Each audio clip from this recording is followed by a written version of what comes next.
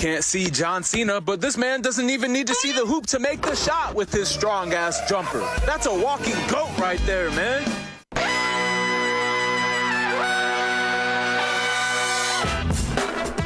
Good morning, sweet world, and welcome to the No Dunks podcast on the Athletic Network. It's Monday, December 30th, 2024. I'm Jay Skeets, back in the Classic Factory, and alongside me, as always, Tess Millis. Podcast listeners, this is for you. Next to him, it's the bearded one, my top shot hot boy, Trey Kirby. Hey-o. Hey-o. And over yonder, making the magic happen, super producer, filling in for JD, it's Eshwa Kid. How y'all doing? What's up, Esh? Good to see everyone back from the holidays. Good times. Baby. Everybody get what they wanted for Christmas? Sure. Okay. Good stuff. Yeah, man. I asked for a giant sweater. Got it. Came through. I'm going to ask for new headphones because mine are crapping out on me here. Yeah. Yeah. So, hey, JD, bring me back some new another headphones, year. please. We got lots to talk about. We got to talk about the Kings firing head coach Mike Brown. We got some winners of the NBA weekend. Got a few year-end questions, seeing as this is our final show of 2024 as we get set for 2025. But first, I turn to the Southern lawyer. We got ourselves a trade. Oh, there he is. Good to have you, good sir. Yeah, the Los Angeles Lakers have agreed to a trade, sending D'Angelo Russell, Maxwell Lewis, and 3 second-round picks to the Brooklyn Nets for Dorian Finney-Smith and Shake Milton. This one going down on the weekend. So the Lakers, key piece being DFS. He comes to them as a 3-and-D guy, and obviously D'Angelo Russell going back to Brooklyn. This guy's had a very weird career, playing twice for the Lakers and now twice for the Brooklyn Nets. But what do you think? Let's talk about this and give it some trade grades, I guess. Well, the Lakers win this thing because they get Dorian Finney-Smith. Everybody wants a Dorian Finney-Smith for Christmas or for whenever. Dorian Finney-Smith is just a very good basketball player to have on your team. He would work on every single basketball team. And that's why this is only the second time he's been traded in his career. He started for the Dallas Mavericks as an undrafted guy, played there for 6.5 years. Just the perfect guy to have on your team to play extremely hard on the defensive end and shoot the 3-ball, of course. But they had to go get Kyrie Irving, so they had to put him in a trade. And Brooklyn wanted him, but then they turned bad, and now they got to go a totally different direction, get super bad, so they move on. But this guy guards everybody. The Lakers need somebody. They've been lacking without Jared Vanderbilt. They just don't have a perimeter guy to guard anybody. Yeah. And so this guy is perfect for that. He's the only guy to guard guards, forwards, and centers at least 15 times. That's a stat that you don't hear too often, but at least 15 times for each. He'll guard anybody according to Second Spectrum, and he'll hit shots. He also becomes the Lakers' best high-volume three-point shooter. I mean, it's true. There's shades of Kentavious Caldwell-Pope playing with Anthony Davis and LeBron James and winning a friggin' title here. They're not as good as they were in 2020, but he is the perfect guy to be exactly that. He's going to shoot a lot, like Kentavious Caldwell-Pope hit all those threes, the most threes in the playoff run in 2020. This guy's that. This guy's shooting 43.5% from three-point line. I couldn't believe that. Yes, very high on 5.4 attempts per game. And he's been always a pretty damn good three-point shooter. Then there was a lull, but this is a career year for him right now. Good timing for him to then get moved, I guess, to the Lakers to play with LeBron and AD. Are you as high on this as Tass is? As DFS and Milton come to the Lakers? I'm not as high as Tass is because this is like an improved Jared Vanderbilt, the perfect kind of trade for Tass. And it also lets Gabe Vincent get a little bit more shine on the Lakers as well. So a double win for Mellis. Thank you. I think this is good for the Lakers. They definitely improved, and they did it for pretty cheap.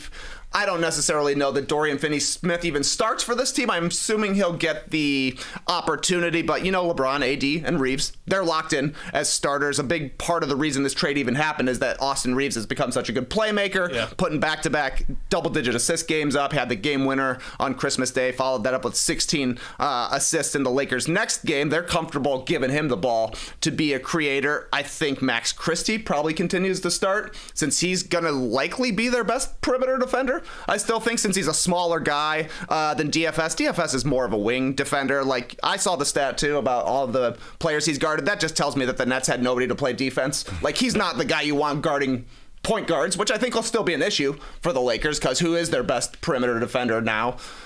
At the guard spot, I guess it's Reeves. I guess it's Christie. Maybe Gabe Vincent is the guy. There's still question marks there, but I don't know. I think the Lakers did good here to only give up 3 second-round picks, which, could be juicy in the future, assuming LeBron and AD eventually fall off, and those picks maybe end up in the high 30s, something like that. That'd be a good get for the Nets. So I think this definitely helps the Lakers. They've got nobody else to handle the ball outside of LeBron and Reeves right now. That's a question to me, but doing this for only second-round picks.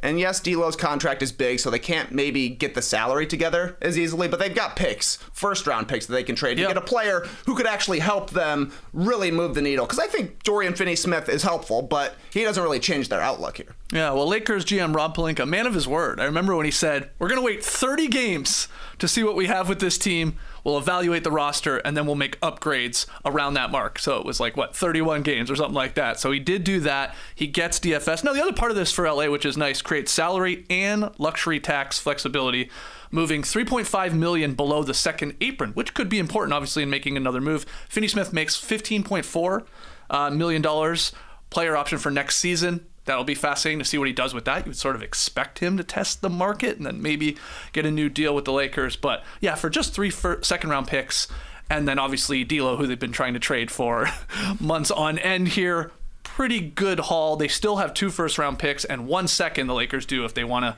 try and upgrade the center position? Is that maybe where they would look to next? Because Buha says the plan, according to team sources, is see what this group looks like with Finney-Smith in the fold, and once all their injured players are actually back, Hayes, Vanderbilt, Christian Wood, I guess, and then see, what they could do maybe ahead of the trade deadline. That's sort of what Buha's reporting of The Athletic. Yeah, they're still desperate.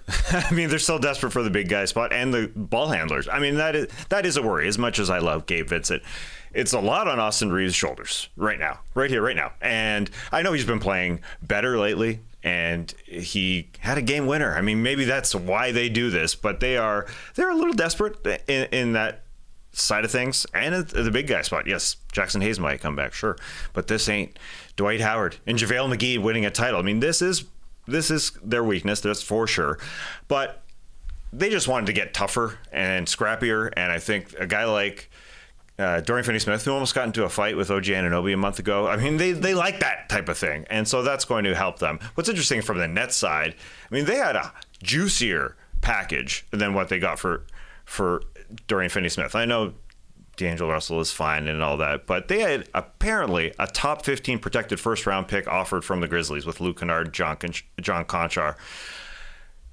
That's a juicier pick. You're surprised they didn't take that, is what you're getting at. Yeah, they wanted money to come off the books right here and right now, and D'Angelo Russell's contract. He's expiring. Done. Conchar signed through next year, so there's some money that would have been on their books. But that's the only reason is they just want to be able to sign. I don't know who they're signing. Who are they signing? Is it a Jimmy Butler deal that they're going to go all in for? I don't know. But Sean Marks just wanted to have the books free, and that's what happened here. Were you shocked by, again, these reports? I think Mark Stein first one on that with the Grizzlies sort of proposal there, including that top 15, maybe top 17 protected first-round pick, and then the deals. I got a Michael Scatto as opposed to just I'm taking a Mark Stein over a Scatto any day of the week, my man. I got a Ricky Gervais that said it was a top 18 protected, but honestly, the Grizzlies are pretty good right now. The pick is going to be in the mid-20s, and guess what? The Nets' second-round pick, which they would have had to send to the Grizzlies, is going to be in the low 30s, 33, so we're talking about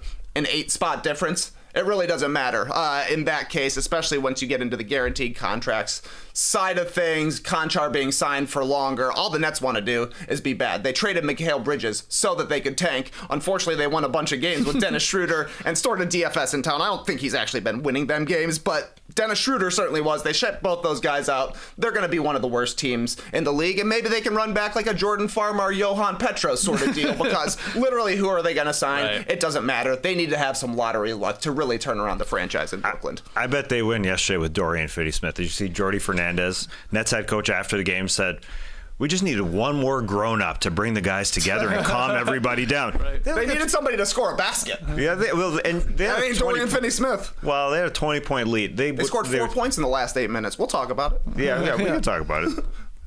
Later. Yeah, not now.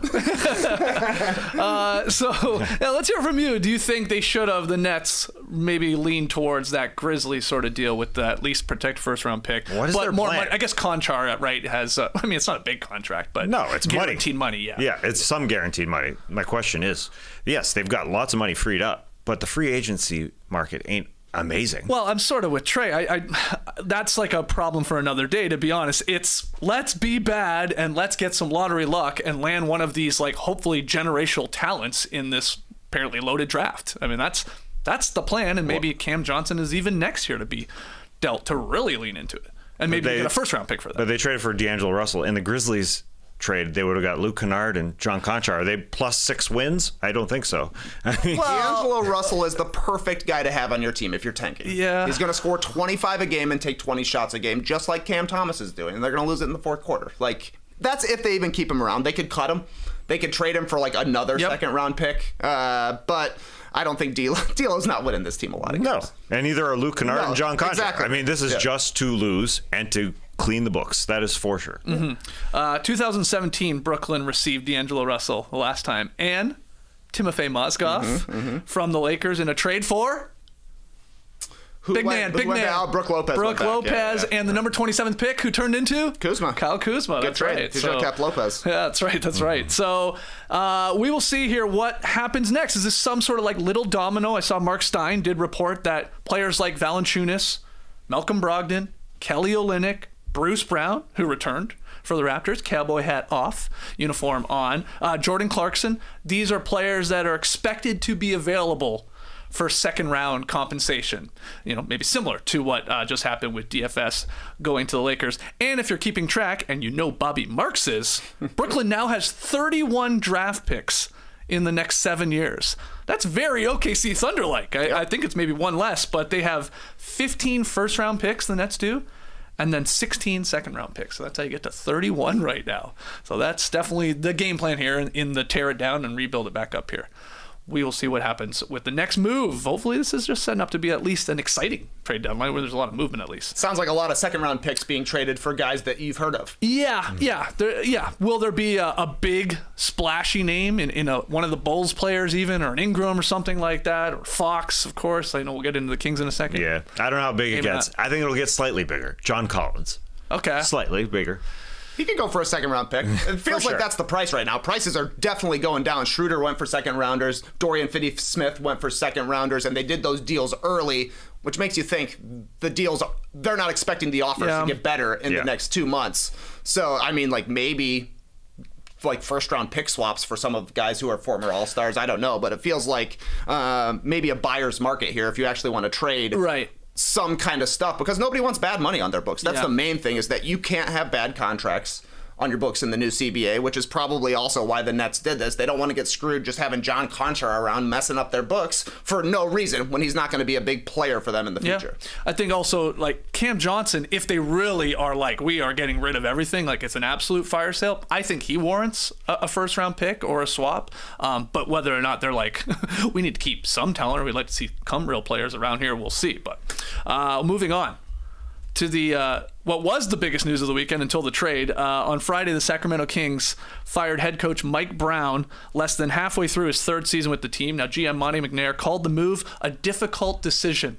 That's why he did it over the phone. The guy was in a car driving to the damn plane, bored with his team to go to LA. But he thanked Brown for his work. Assistant Doug Christie took over as interim coach, and he was already handed his first L there on Saturday night versus the Lakers, who they just cannot beat. So not a great start there for Doug Christie, but your reaction to the Kings firing another coach in Mike Brown here amid that 5-game losing streak at home after they had gotten back to 500. The timing is painful, that's for sure. They did it on a Friday news dump. And Friday evening, as you said, on the way to an airplane. The worst part is they lose Thursday night. He comes in, has a practice on Friday, runs the whole thing. And then after a press conference that he holds, he gets ready for the plane. And they say, nah, you're not getting on the plane. Get on that plane. We're going with Doug. They change it to Doug Christie. This is a guy who signed an extension 6 months ago. And now they were a 13-13 team. And you said that 5-game losing streak.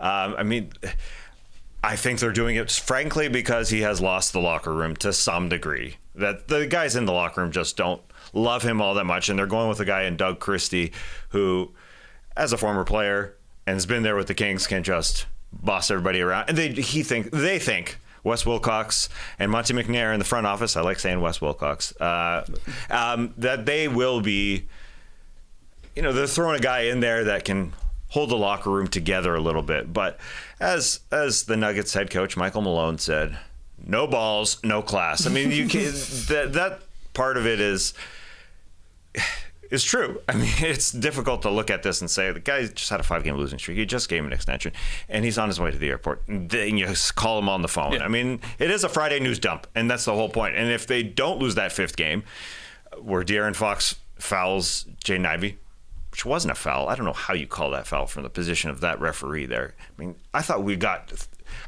rid of those pump fake, jump to the left fouls. Right. I mean, that's a dumb call. Anyway, if that call isn't made, I don't think this happens. Right, it is about the Kings win that game and snap the streak. Probably, but he has lost the locker room to some degree, even though the stats say this team is fine and okay. So that's what it's all about.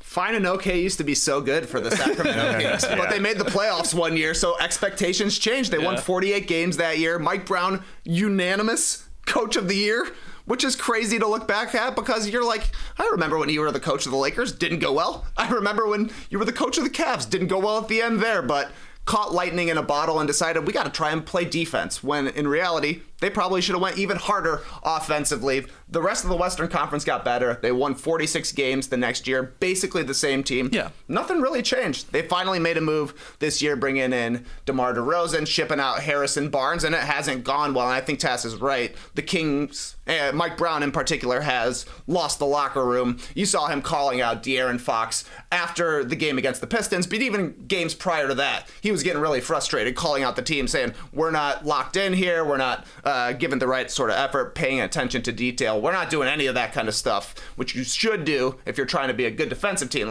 But again, I'm saying I don't think they should have tried to be a good defensive team. That was the problem the entire time. You had a defensive head coach who had a great offensive team. Didn't make sense. Mike Brown still got screwed, just like Michael Malone got screwed once upon a time, and this is why the Kings missed the playoffs for 16 years. They hit a tough patch, and they fired their coach. Right.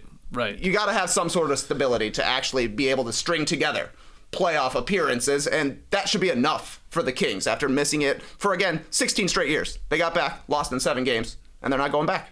Yeah, I mean, it's not a stretch to say Mike Brown was their best coach since Rick Adelman in terms of winning percentage and team success. Okay, yeah, sure. Of course. I mean, it's not even close. So, yeah, I'm won a title, but they fired him before that was the case. Well, yeah, exactly, because they're emotional. Yeah. And it's all Vivek Ranadive, who it feels like to me is the one's like, yo, what happened to our number one offense? I liked that basketball. That was way more fun. Why are we even trying to play defense? And what's going on here? And why are we losing all these home games in this new arena we built? It feels like it was just reactive, similar to what the Maloofs used to do, where it's just like this overturn of their head coaches. Now Brown, look, he publicly criticized Fox. Mm-hmm. Obviously, this is amidst Fox saying, hey, what's the plan here, GM? What's the plan here, front office and ownership? Where are we going? What's going on with my deal? And what are we doing to improve this team? So this is the part where I'm rolling my eyes. I think Fox is gone anyway. He's going to be toast anyway. So I think this was maybe stupid to let Mike Brown. At least he's trying to keep players accountable. I think you can go overboard in today's NBA, where you have these superstars who some have thin skin, for sure, especially when the losing is happening. Winning fixes everything, and no one cares there. But I don't know. I think they're going to look back and go, well, yeah, Michael Malone, remember when we canned his ass? He went on to win a title. Dave Jagger's doing pretty well. We had him once upon a time. He gone. Mike Brown is a good coach, at least in terms of getting results in the regular season. He's proven that for a long time now. So pretty silly here. And now we just hand it to Doug Christie. I mean, it's Doug. Okay. Oh, Doug. He wrote some words on the board, joy, together. I forget what the third one was, but it was just as cheesy. And it's then they got out and they went and had their worst defensive game of the season against the Lakers. I don't think it fixes anything, is my point. Over our Jay Triano, who is their lead assistant, Doug Christie just jumps over him and takes the spot. because they think he'll have the locker room a little bit more than Mike Brown, who I think we got to be clear about. When he goes into press conferences, definitely has called those guys a ton. After Rich Paul, Darren Fox's agent came and sat there in front row and was there to talk with the front office about Darren Fox's future. And after that game, it was Mike Brown saying, listen, you got to have 2 feet in the circle, not 1 foot in and 1 foot out. I mean, I think he was talking about Darren Fox. Course, yes. and over and over, he was going at Fox. So maybe Fox just went to front office and said, I don't like this guy. He also called out Sabonis. And so maybe it's that. Maybe he just extended too far when it comes to post-game press conferences. And that's it. Well, De'Aaron Fox doesn't feel guilty. Because I mean, his answer was, when asked about it, it was like, well, this is the NBA. It's a shrewd business.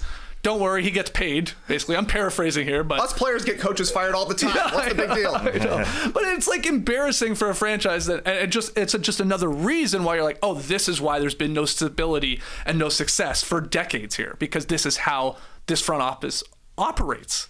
It's like they're just on a whim, just suddenly like, oh god, I guess somebody doesn't like him. Oh my god, we're losing some games. Okay, get him out of here, because suddenly we have expectations that maybe you got a little too far over your skis as well. There's that part. Ziller, who's obviously a noted Kings fan, he wrote, the thing about the Kings under Ranadive is that everyone is a mood swing away from being fired. This is just bad management. There was no reason to fire Brown right now, no matter how disappointing this season has been.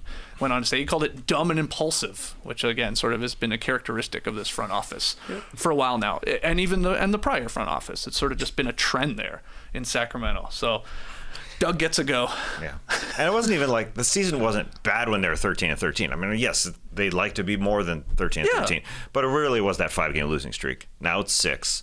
That's long. That's super long. And they said, hey, it's time to go. And maybe, who knows how high this went, and whether it was Vivek Ranadive telling his front office that we got to go, because he seemed to be mad apparently when they were getting spanked by Tyrese Haliburton in this 5-game losing streak, coming back to Sacramento after the trade and giving it to them, and he was mad. Sideline. How are we getting spanked by this team? They got killed by that team. So that's the interesting part. I'd like to know how much Vivek was involved. Yeah, I mean, the reporting is that this was a Monty and Wes call, right? Yeah.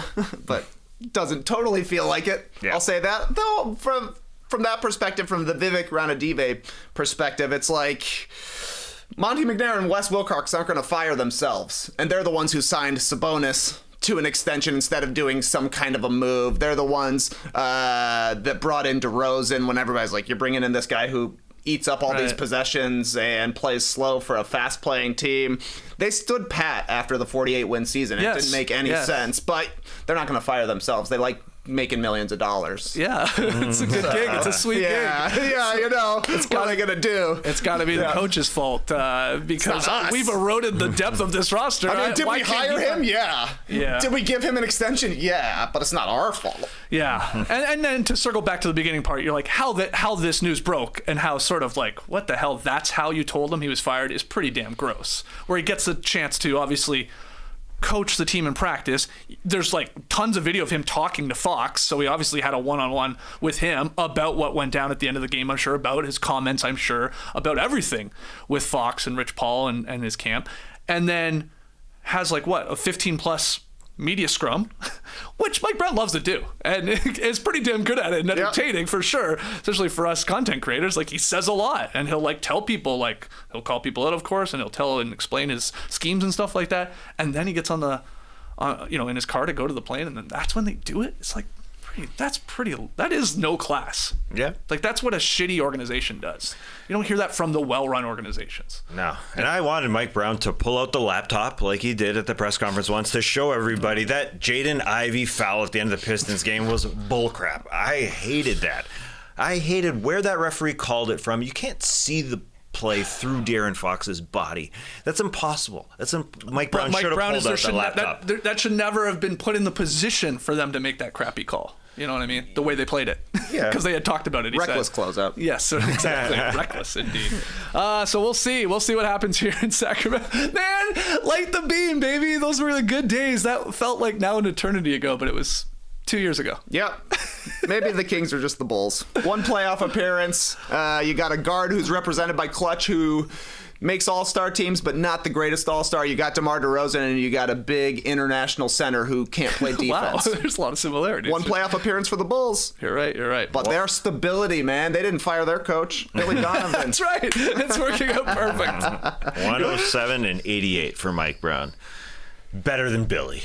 Oh, yeah, in a Western Conference, too. That is good, of course, especially when you compare it to the Kings coaches of years prior. Anyway, let's get to some winners of the NBA weekend. Let's turn a little positive here. TK, we'll just do one round of this because I do want to do some year-end questions. Your big winner of the NBA weekend. Cole Anthony, Tristan da Silva, and the Orlando Magic get a winner for me. 21-point comeback against the Nets, lacking Dorian Finney-Smith. Nets were up by 17 with 7 minutes left, and they scored 4 points in the final 7 minutes of this game. 0 of them on made shots. They got 4 free throws.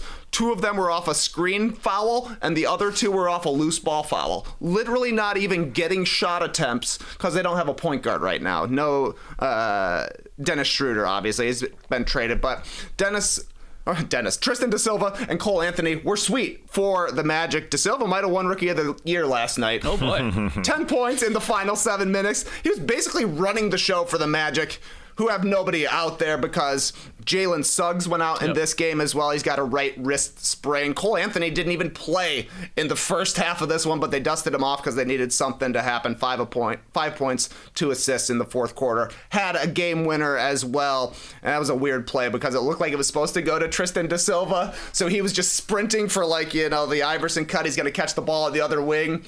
They cut it off, so he just keeps running, and he ran into whoever was defending. Cole Anthony was like a running fullback screen. It looked awesome. Got an easy layup for Cole Anthony, and he got the winner there. But like I said, kind of a bummer for the Magic to lose yet another player in Jalen Suggs. He's going down. Obviously, Franz Wagner is out right now. Magic are 4-5 since he went down. Mo Wagner lost in the meantime as well. The only good news, I suppose, for the Magic is that Paolo is ramping up his rehab. Good. Paolo Banchero might be back. They say still, though. It's going to be a couple of weeks, but I'm impressed. The Magic are still top 4 in the Eastern Conference despite all these injuries, and they're just kind of staying afloat because they can play defense, completely shut the Nets down. They had nobody to make plays for them, and then just enough scoring to pull out the win. Tristan da Silva. I was like, this guy is bringing the ball up. Yeah, they're giving it to him on the elbow every time down, and he was making it happen. I know the Cavs have the best record still in the NBA, so Kenny Atkinson would deserve a lot of love, and then I guess maybe the Grizzlies with a really good record, but I feel like Jamal Mosley has got to be like one of the front runners for Coach of the Year, just how he continues to get this team to victories despite guy after guy after guy going down to injury. I feel like we're 1 week away from us saying Goga Batasi might be an all-star. Like, I swear, 3 good games here together in a row, and we might be saying that he was awesome in this game. But, what do you think of the Magic? Continuing to do it here. Goga almost got his wig taken off. He got hit in the head, and that was a hard hit that he took. But no matter the hits, this team just gets up and keeps fighting. They are a scrappy bunch. Jalen Suggs has gotten hurt in a couple games and had to leave games. Yeah. Doesn't matter. So it is surprising that 4-5 since Franz been out. This team is definitely giving Jamal Mosley Coach of the Year candidate for sure. And as I said, Jordy Fernandez, I think he's a little mad that this team was 9-10. The Brooklyn Nets are 9-10 when they traded Dennis Schroeder. I mean, they're ready to be close to 500, but then you trade everybody now. Whoever wants Cam Johnson is available. I mean, that guy deserves a first-round pick for him. Yeah. He's a damn good player. Tass, who do you have as a winner of the NBA weekend? I'm going with the Golden State Warriors because I think they have their closing lineup for the rest of the season. Forget about who they start, but they're closing with Curry, Schroeder in the backcourt, Andrew Wiggins, Jonathan Kuminga, and Draymond Green as your center. And it ain't the death lineup, but it's their best 5-man unit, and it was pretty good. Jonathan Kuminga, 2 really good games on the weekend. He can come off the bench, as Steve Kerr has him, but he plays a ton, 37 and 34 minutes, and that produced back-to-back 34-point games for him. And you get to see an aggressive Jonathan Kuminga coming off the bench, because he's playing with the second unit guys to start the game, and I think that helps a little bit, and I think that's part of the play with Steve Kerr. He doesn't have to work around Steph Curry in the offense. He just comes out and just scores, and then he closes games, and he did that pretty well against the Phoenix Suns, where they won. This weekend they lost to the Clippers. They didn't have Steph in that game, and then they go beat the Phoenix Suns, and they ran a play for Jonathan Kuminga with 30 seconds left, an inbound play where he got fouled. He made 3 big free throws. He got to the rim for tip-in shots at the end there. And I know this Warriors lineup that I just mentioned there with Curry and Schroeder and Wiggins, Kuminga and Green, it ain't Dynasty Warriors, but it resembles to me the team that everybody compares the Golden State Warriors to in the San Antonio Spurs dynasty a little bit. You know, they're changing who they are, like the Spurs did. It was all Timmy. We're all running inside out with them to start for the Spurs. Then they went to the three-point shot. Then they ran through Kawhi Leonard a good amount. So they are going to run through Jonathan Kuminga, and not the guy who comes and is playing off the split screens like they did with Steph and Clay and hit three-point shots, but going through him a little like Kawhi. So I'm making the Spurs dynasty comparison. It's wrong. It's wrong. The Warriors have won 4 of their last 16 games. They're a lumpy team. There's and it's Curtis changed his mind. A couple of weeks ago, it was Kuminga starting. Now he's coming off the bench, and he's going to continue to come off the bench. He's their Manu Ginobili. Just go through him a bunch of times. So it is an interesting 5-man unit. Will they be able to get? I don't know how far they get. They ain't going to win a championship. But even the Dennis Schroeder thing is interesting because he's one of the few guys that got traded before December 15th. He still can be part of a deal if they find something juicy out there. There aren't many trades that can happen twice a year, but because he got traded before December 15th now with the new CBA, he could be part of a guy who's a star that they're still looking for because they don't want to be doing Curry, Schroeder, Wiggins, Kuminga, Green. But it's not bad. When you look at it, you squint, you look at it, they can play defense. Kuminga was really good against Kevin Durant in that Phoenix Suns game. But that's their closing lineup. It ain't their starting lineup, it's their closing lineup. Is it a showcase still, though, here for Kuminga to move him? And especially with the Lakers now making a deal and as a team they're battling for in terms of position, will they now feel like more inspired to do a deal here before the trade deadline? Yes. Yeah. I think everything that we see with Kuminga from now until the trade deadline is 100% showcase stuff. It is better for him to play in small lineups. They need as much shooting as they can get on the court for him to have space to work inside. So him closing alongside Wiggins, Curry, and Schroeder, I think is smart. Those are the 3 best outside shooters outside of Buddy Hield, who's hot when he's hot, but doesn't give you anything defensively. So it's a good environment for Kuminga to be able to play downhill like he likes to do. If he gives an effort defensively, he can make an impact, but I don't think he'll be there in March because I think that he is their best chance of being able to lure somebody who's gonna maybe move the needle. Because I'm with you, Tess. This is their best looking lineup, but it's probably still a play-in team, or at the best, the back end of the top 6, and that's likely a first-round exit, which isn't the point for the Warriors if they're going to be paying Curry and Green the next couple of seasons. They want to get better, and Kuminga playing well is good for them for their seeding now, and also good for them to get some team to be enticed by Jonathan Kuminga. Yeah. A couple mini winners of the weekend. The Clippers, you said they did beat the Warriors there, no Curry, but they beat them 102-92 on Friday night. They're now 18-13, the Clips are. And Kawhi Leonard, rumors that he's going to return to the lineup this weekend. In 2025, on January 4th, is when we might see Kawhi. So that's good. I'll give them a mini winner of the weekend. OKC, proving that they're clearly the best team in the Western Conference. There is no doubt. They crushed the shorthanded Grizzlies, I will say that, 130-106 for their 11th straight victory. We got to throw that in air quotes because they did lose the NBA Cup game, but doesn't count. So actual regular season games that matter, that's 11 straight for OKC. But SGA was awesome. He scored 35 points. I don't even think he played in the fourth quarter in the blowout. He's pulled neck and neck with Jokic in the Basketball Reference MVP tracker. I think it's Jokic 40%, chance to win MVP again, and then Shea right there at 38.6%. Shea's numbers have been nuts since that brutal Cup game that we saw in person where he was bad and OKC was bad. He's been on fire. They've won 11 in a row, but they haven't. But they have. I mean, but they haven't. Yeah, but they have. That's weird. Yeah. But I wanted to give a winner of the weekend to Fracases. Just a damn fun word to say first off. But we had a couple fracases over the weekend. On Friday night, Yusuf Nurkic, Najee Marshall, PJ Washington, all ejected after a fracas occurred in the Mavs-Suns game. Fracas or fracas? Yeah, I don't know why I said it with a weird accent there. Priests wear fracas.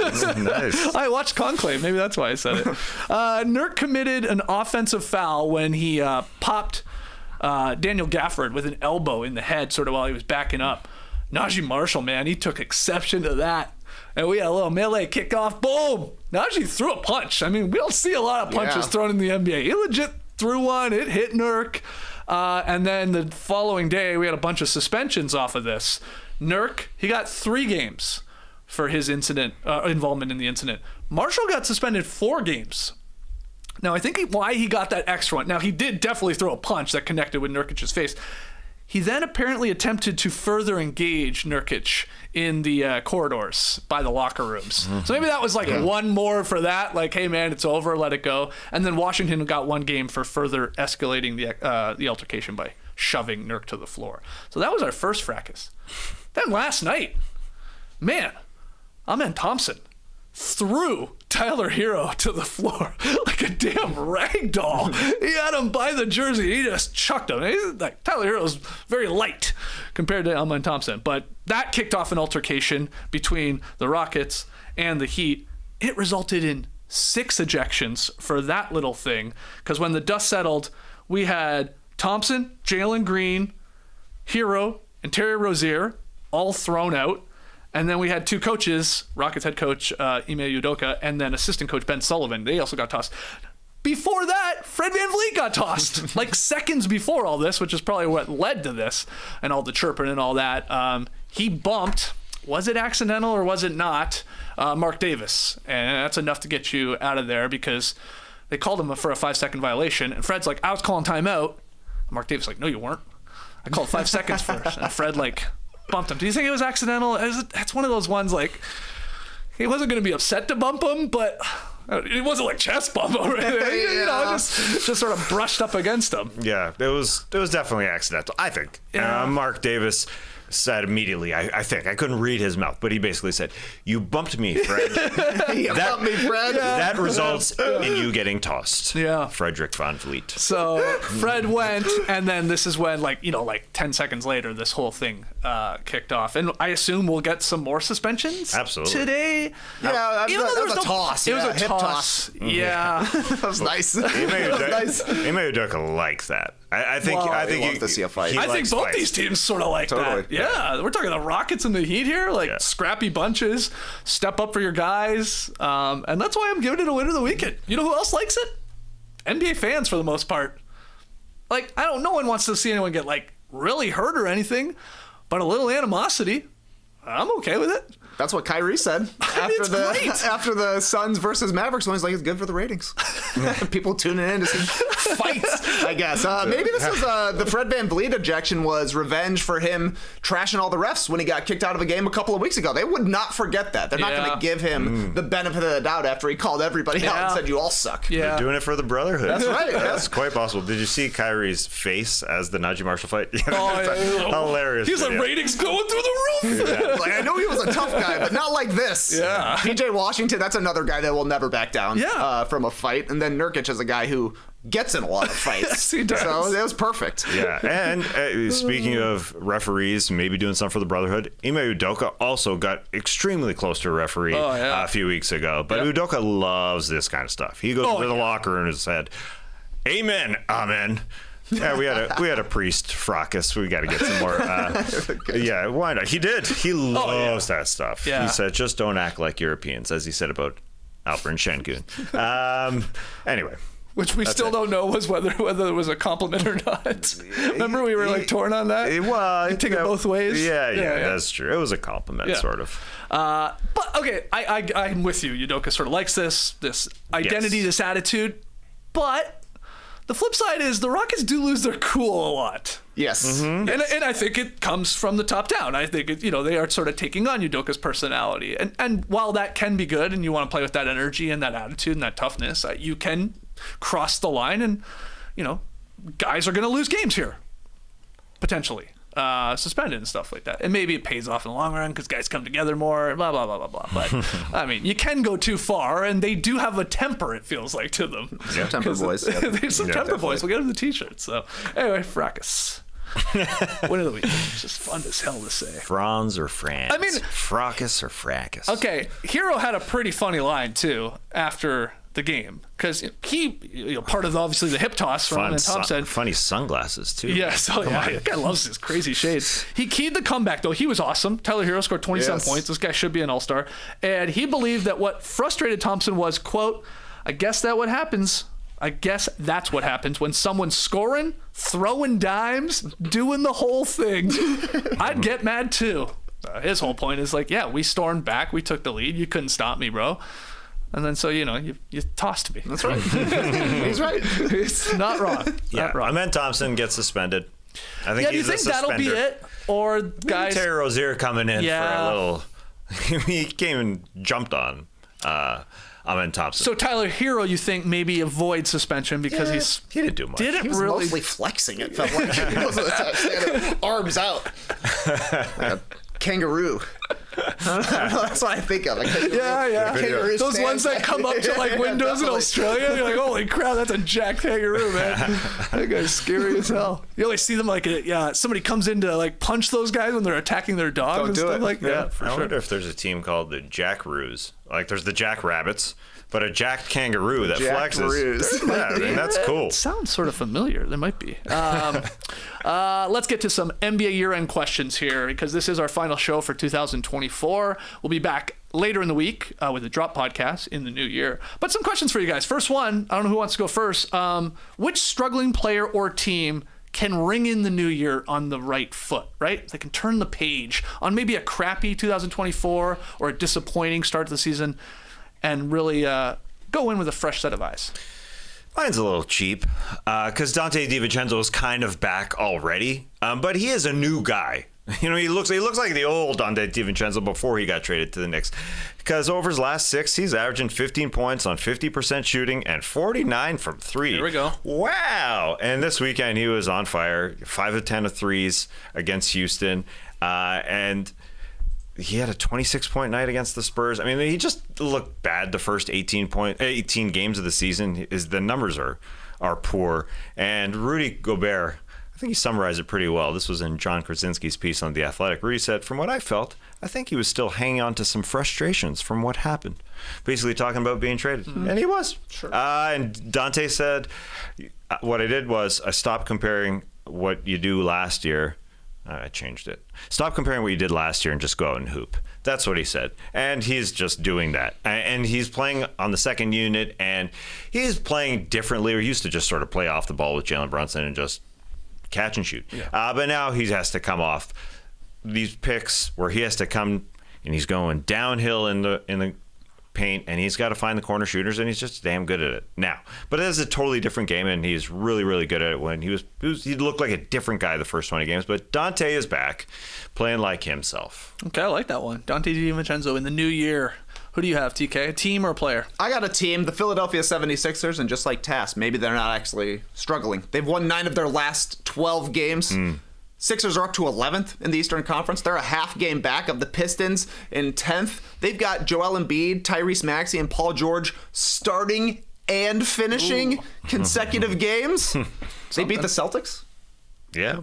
Not bad. No. That's a good win. Their last 10 games, 14th in offense, 13th in defense, 14th in net rating. They've kind of just stabilized here. Yeah. Not a real championship contender, I don't think, but there's a chance they squeeze into the top 6. They're only 3.5 games out of the 6th place, right now. The teams they're chasing, the Heat, who could end up trading Jimmy Butler, have been pretty inconsistent. The Pacers, disappointing. The Bulls, probably getting worse. The Pistons, a young team. There's a chance, I think, that the Sixers can still get into a guaranteed playoff spot because they've got a pretty favorable schedule here at the New Year's. They got a 4-game road trip, but it's the Blazers, the Kings, the Warriors, and the Nets all winnable games at the very least. Then they come home for 3 straight games against the Suns, who are struggling right now, the Wizards, who stink, and the Pelicans are somehow even worse than the Wizards. Right. So they got a chance to knock on the door of a 500 record here, and as long as they're able to,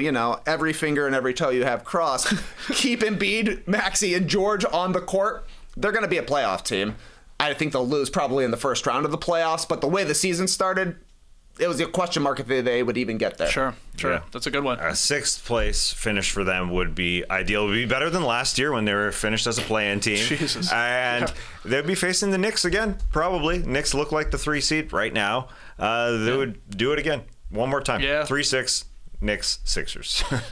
Well, it was a great series. It was a great one. All right, second question here. Which player has proved enough to make his first All-Star roster? And I think we can remove Wembanyama from this discussion. That's like a no-brainer that he's going to be there. Hell, he might even start. So there feels like there's a bunch of other guys you can make a case for. Who do you think makes their first All-Star game? Well, when I heard Dominique Wilkins, Hawks broadcaster, saying that Jalen Johnson should be an All-Star, I said, nah, come on.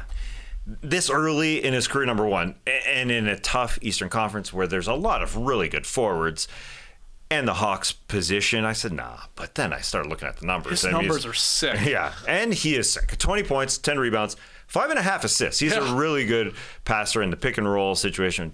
Trae Young sets him up in the middle, and he'll find guys in the corner. And he's a highlight machine. He likes dunking on guys, number one, very much. And he overpasses these fancy schmancy passes, and that's why he's averaging way too many turnovers. But they are good. I mean, if the NBA wants to be modern and just get the Instagram highlight machine in the All-Star game, this guy, I mean, he can dunk over everybody. He's kind of like Trae Young, where he likes to do little fancy flexes, that kind of thing.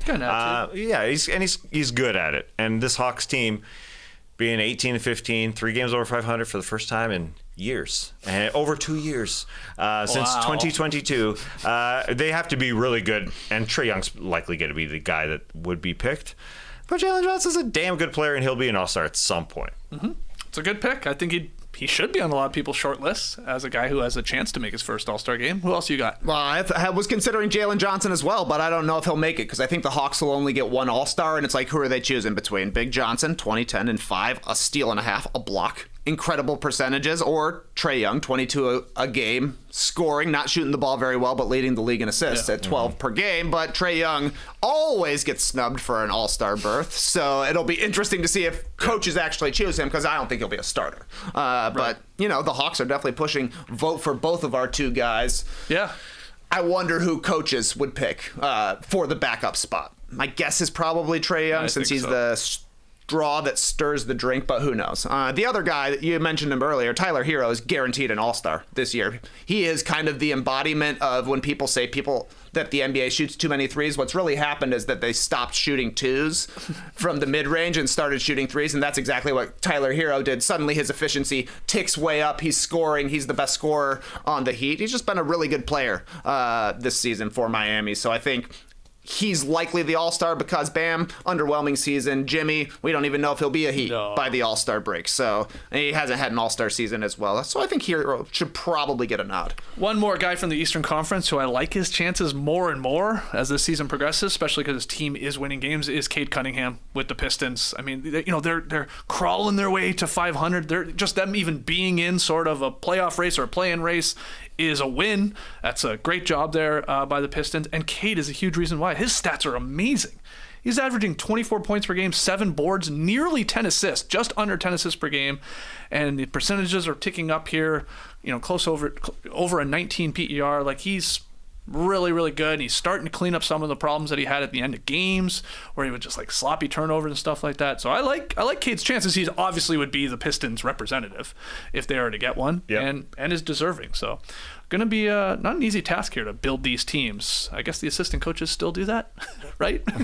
Tough to keep track of this, but I think so. Yeah. After we know the starters. I mean, it is the head coach's job, but they don't do it. Yes. All right, one more question. This is a fun one. What's one bold NBA prediction for 2025? Kawhi Leonard's going to play basketball. I mean, that's the one. That's risky. It is risky. But apparently he has been practicing basically all of December and trying to get ready. And so he's going to be a Los Angeles Clipper with the Clippers on the front. Playing again. Yeah, he's doing it. He's going to be playing basketball. Did you see the commercial that New Balance released? Of course. Like over the weekend? Yeah. Like the fishing one? Yeah. Right? Yeah. It was really weird. It was weird. It's Kawhi talking to another Kawhi. The one Kawhi's fishing. You love it. And that's sort of what the premise is, I guess. Yeah. It's sort of teasing the comeback. It's teasing the comeback, which hasn't been announced. And we don't know for sure. But they're just teasing it. Like, he must be playing. Yeah. He's got new shoes he's showing off, of course, too. Yeah. They show up. It's an odd commercial. It was an odd commercial. Not much is said, which is Kawhi-like, but it's weird. Yeah. All right, so Kawhi Leonard is going to play. Yeah. 2025. I went with that. I went crazy. What do you got, TK? A real crazy one would be Kawhi Leonard will play in the playoffs. We'll see. Yeah. That's still a long time from now. I got 3 for you, Skeets. Okay. Number 1, a favorite won't win, a midseason favorite. I don't know if it's going to be the Celtics winning the championship or Jokic winning MVP, but one of those two will not happen. Okay. Yep. I think Shea actually did just leap Jokic for MVP favorite on BetMGM because they're on this fake 11-game win streak, which is pretty hilarious because people were changing their Tim Bontemps straw poll votes from Shea to Giannis after the game that now apparently doesn't count. Now Shea's in front. That's so silly. Hilarious stuff. Yeah. One of those, either the Celtics or Jokic will not take home hardware at the end of the year. Okay. Number 2, the NBA is going to rig the lottery for the Bulls. Oh, I thought it was for the Raptors. That wouldn't be a rig. The Raptors have a shot. They're terrible. They lost 10 straight. The Bulls only have a 2.5% chance, and it's time for them to put a star in one of the biggest media markets in the United States. Okay. Bless us, Adam. But my real prediction here, Victor Wembanyama is going to be a first-team All-NBA player. Whoa. Okay. Right now, 25 points per game, 10 rebounds, 4 assists, 4 blocks, and a steal, shooting 48% from the field and 36 from 3. In December alone, 29 per game, 10 rebounds, 5 assists, 48%, 39 from 3 on 9.8 3-point attempts per game. You know he's going to win Defensive Player of the Year. He's leading the league in blocks right now. And most importantly, he has only missed 5 of the Spurs' 32 games, which puts him ahead of a lot of other players who are going to be gunning for first-team All-NBA, because Jokic will make it, Giannis will make it, Shea will make it. I think Tatum will be a guy as well, but the 4th spot is probably up for grabs because Luka Doncic has already missed 10 games and he's out of the lineup right now. Embiid is not going to be eligible to make this team, so I think Wemby has a shot alongside guys like Donovan Mitchell, Towns, or Brunson from the Knicks, whichever guy gets a little bit of a second-half juice. At the very least, I think he's going to make second team, guaranteed, but I wouldn't be surprised if he makes first team. Yeah, that's a good one. I'll give you one immediate bold NBA prediction that I think is going to happen as soon as maybe Tuesday night or at least this week, and that is LeBron James, who just turned 40 today, happy birthday to the King, will score 40-plus points in a game. Now, I think if he plays, he didn't play in the last game, he had an illness, or they put it down as an illness. He plays the Cavs on Tuesday night. He'll obviously be 40.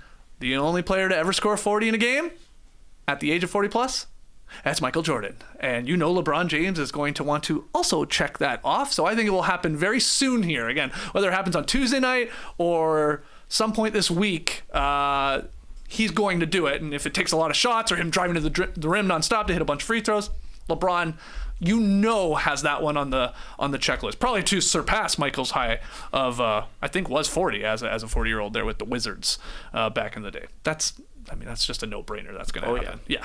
He'll probably go for 50. So give me that one as an immediate bold prediction. Let's hear from you. That's a fun question. Let us know in the stream team. Let us know in the YouTube comments. You can tweet at us at NoDunksInc. Your bold 2025 NBA prediction. Okay, pick 'em. It's been so long. I probably forgot we did this. But we have a tie. There it is. At the bottom of the standings in our December pick'em. And the loser will have to co-host or be a correspondent outside for a week. Yeah, the weather's turned a little nicer over the last couple of days, but it's been rainy. It's chilly right now. And the heat is not on in the studio. And I saw a report that Atlanta might get like a foot of snow in the coming days. I don't know if I believe that. But anyway, it's Tass and it's Esh who are tied for last place in December. So tonight's game is going to decide it. Hopefully, if you guys are on the opposite sides. This is it. This game decides it all. Okay. Yeah, we talked about it. Esh and I did. I said, Esh, you go first. Because I'm so bad at picking games, I don't want to pick. I'm going to pick the opposite of you. Smart. And as the Knicks go into Washington, again, they just played there. Yeah. So they're playing again.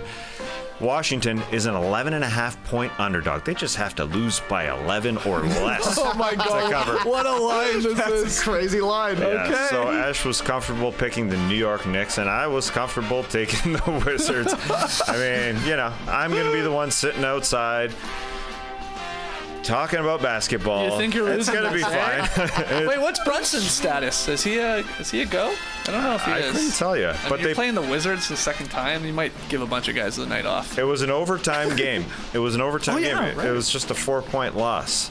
Just a 4-point loss. You know what's would be really stupid is if it's an overtime game again and they lose by 12 points. Don't say that. Don't talk that into existence. That's not allowed. But anyways, That could happen. That'd be amazing. anyways, I know I'm gonna lose. It's okay.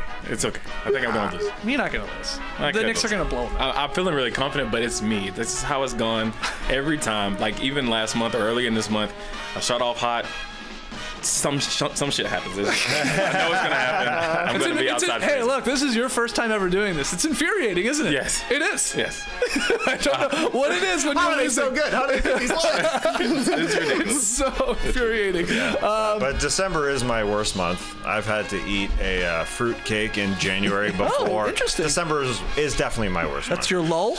Yes. And so today, December 30th, is going to be our last game. There's no game on December 31st. And to make it fun, we're going to do it on playback. Oh, we're going to watch this game. Yeah, of course. Okay. Ash and I sucked Ash in. I said, you're watching playback, Oh, my this friend. is a must-watch, everyone. At least part of it. Back Wizards Knicks. I love it. That was part of it. I guess we'll be jumping around games on playback tonight. Yeah, Bulls Hornets is also tipping at 7 o'clock. That's when we're going to go Another live big tonight. game. Yeah, huge Another game. huge Big game. Only sickos tonight. We only want to see sickos out there for this big game, or big games, I guess. Bulls, Hornets, and Wizards, Knicks. But the stakes are high, obviously, in that Knicks Wizards game. So join us. That link is in the show notes. Join our playback room. It's a lot of fun. I guess we're doing. Oh, I mean, we have to. We have to do the whole game. Yeah, unless it's Because of the line. unless it's a 40-point blowout. Oh, yeah. Well, you never know. Backdoor cover. You never know. It better not go over.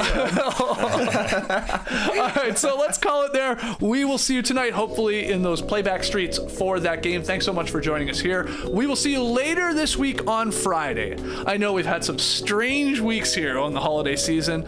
Back to normal next week, but we'll be back on Friday for the Drop Podcast, so make sure you subscribe, hit the like button, leave us a 5-star rating and review. Ooh, first Friday of the month. Okay. Could get some reviews And the in. year. Yeah, interesting. 50 5-star reviews Oh, for the wow. first one of the year. Wow. So if you want to get a review in, maybe you'll make Friday's show. So get at it this week. Until Friday or tonight on Playback, Clipper Rose. You heard it here first. Have a great time. Turn up. Love you guys. Awesome. Thanks for joining us, and remember, usually we're 5 times a week, but it's because of the NBA Cup schedule. Really threw things for a loop. Really did. Big time. I know teams are upset at the NBA Cup schedule. So fans, if you're upset, write Adam Silver a letter and say, hey, No Dunks was on 5 times a week until the NBA Cup came around and they had to go to Vegas. It's ruined everything. Yeah, it has. Let him know. Write him a letter. Embrace the day, people.